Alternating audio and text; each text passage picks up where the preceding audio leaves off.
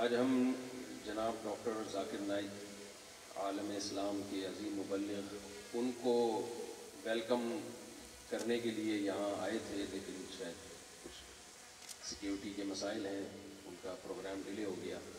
تو اب یہ مس کال ہے جو میری طرف سے جا رہی ہے. یہ بات میں نے ڈاکٹر صاحب کے سامنے کہنی تھی لیکن وہ آئے نہیں، تو اب آپ کو کہہ دیتا ہوں. کبھی ملاقات ہوئی تو ان سے بھی کہوں گا کہ دیکھیں اسلام کی تبلیغ کے دو طریقے ہیں. ایک طریقہ جو ڈاکٹر صاحب نے اختیار کیا ہے کہ کنورژن یعنی کنورٹ کرنا دلائل کی طاقت سے غیر مسلموں کو اسلام کی طرف، اور ایک ہمارا اخفل طریقہ ہے اسپیڈ بڑھا دو. یعنی مسلمانوں کی جو اسپیڈ ہے نا وہ تھوڑی سی پیدائش کی اسپیڈ بڑھا دو. یہ بھی ایک طریقہ ہے. تو اس لیے دونوں طریقے برحق ہیں.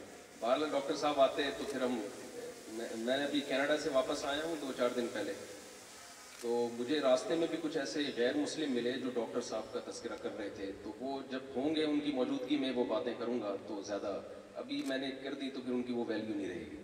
اللہ تعالیٰ جزائے خیر دے. اور حضرت استاد صاحب نے جو حوصلہ دیا، اور عجیب بات ہے کہ جامع آتے ہی ملک کی محبت بڑھنا شروع ہو جاتی ہے.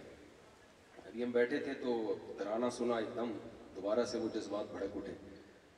تو یہ ہمارے لیے بڑی اچھی بات ہے کہ ہم محب اسلام ہونے کے ساتھ ساتھ، محب رسول ہونے کے ساتھ ساتھ الحمدللہ محب وطن بھی ہیں. تو حضرت استاد صاحب کا یہ ہم پر سب پر احسان ہے کہ ہمارے دل میں انہوں نے ملک کی، وطن کی قدر و منزلت ڈالی ہے اور ہمیں احساس دلایا ہے کہ اسلام کے لیے پاکستان کا وجود کتنا ضروری ہے. جزاکم اللہ احسن الجزا.